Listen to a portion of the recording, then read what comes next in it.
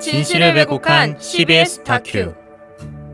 최근 한국 기독교를 대표하는 방송국 CBS에서 총 8부작으로 된 관찰보고서 신천지에 빠진 사람들을 제작하여 4주간의 방영이 시작되었습니다. 3월 16일과 17일에 방영된 1부와 2부에서는 젊은 청년들과 그의 가족들이 신천지 때문에 불행해지는 듯이 보였는데요. 그러나 방영된 영상 여러 곳에서 개종교육이 본인의 의지가 아닌 강압적 분위기에서 진행된다는 사실이 드러났고, 강제개종 교육을 정당화하기 위한 짜깁기 편집이 증명되어 시청자들에게 신뢰를 잃게 되었습니다. 방송 심의에 관한 규정을 살펴보면 방송은 제작 기술 또는 편집 기술 등을 이용하는 방법으로 대립되고 있는 사안에 대해 특정인이나 특정 단체에 유리하게 하거나 사실을 오인하게 해서는 아니 된다고 기술되어 있습니다. 이어 방영된 3부 중독에서는 어떤 내용을 다루고 있는지 살펴보겠습니다. 3월 23일에 방영된 3부 중독에서는 신천지 신앙을 하는 사람들이 잘못된 비유풀이로 빠져든다고 하는데 사실인가요? 강제개종 목자 신씨가 신천지는 잘못된 비유풀이를 한다고 했는데요. 이들의 주장하는 내용을 먼저 들어볼까요? 그럼 사람들이 무엇 때문에 이렇게 빠져드는가 하면 신천지 같은 경우는 다른 게 없습니다. 오직 교리예요, 교리. 신천지는 오직 성경 공부 요거 하나 때문에 가는 겁니다. 가장 치명적인 중독성이 있는 교리가 뭐냐? 말씀의 짝교리입니다. 말씀의 짝, 비유풀이라고 그러죠, 흔히. 비유풀이. 천지 만물 창조가 아니에요, 신천지는. 천지에 대한 비유가 결국 신천지 출현을 정당화하기 위해서, 그게 마치 성경적인 것 같이 미혹하기 위해서 비유풀이를 가지고 성경을 완전히 다 왜곡시켜버려요. 신씨가 주장하는 것은 창세기 1장이 육적인 창조라는 내용인데요. 네, 먼저 성경은 육적인 것과 영적인 것을 구분하여 깨달아야 합니다. 창세기 1장을 육적인 창조로만 본다면 이치적으로 맞지 않는 부분이 참 많습니다. 창세기 1장을 살펴보면 첫째 날 빛을 창조하시고 넷째 날 해달 별을 창조하게 되는데요. 넷째 날에 해달 별을 창조한다면 첫째 날 빛은 무엇일까요? 빛이 해라면 하늘의 해가 두 개가 되는데, 자연의 이치만 알아도 육적인 창조가 아닌 육적 창조를 빙자한 영적 창조라는 사실을 알 수 있습니다. 정말 육적인 창조로 본다면 이치적으로 맞지 않는 부분들이 너무 많네요. 질문이 있는데요. 그렇다면 신천지에서는 하나님께서 육적인 천지를 창조하신 분이심을 믿지 않는 건가요? 좋은 질문이네요.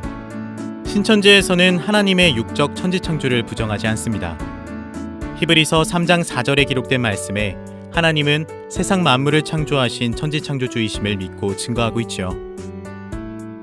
그럼 다음 내용을 들어볼까요? 우리는 아담 전에는 사람이 있다고 믿습니까? 없다고 믿습니까? 없죠, 당연히. 왜? 아담이 첫사람이니까. 아담을 첫사람이라고 그러니까. 하나님이 제일 먼저 창조한 사람이 아담이죠. 네, 저도 아담이 인류의 육적 첫사람이라 아담 전에는 사람이 살지 않았다고 알고 있어요.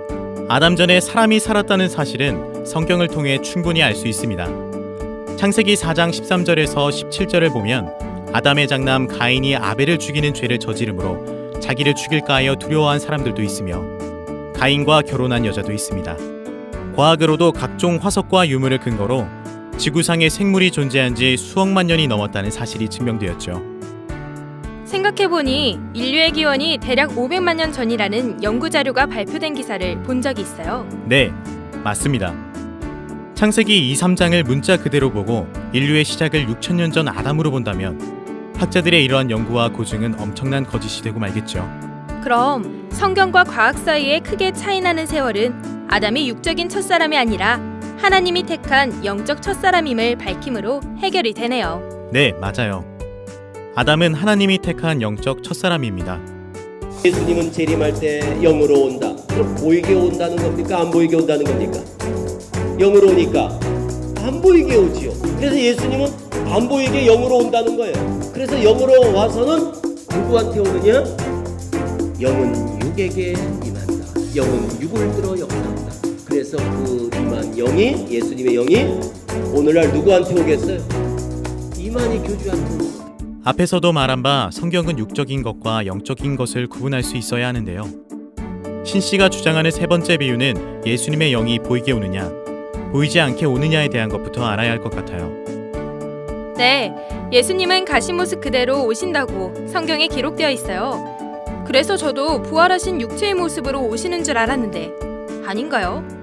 누가복음 17장 20절과 요한복음 16장 10절을 보면 예수님은 보이지 않게 오신다고 하셨습니다.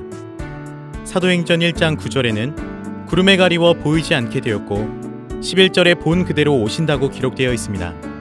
즉 구름에 가리워 하늘로 가신 모습 그대로 오신다는 것입니다.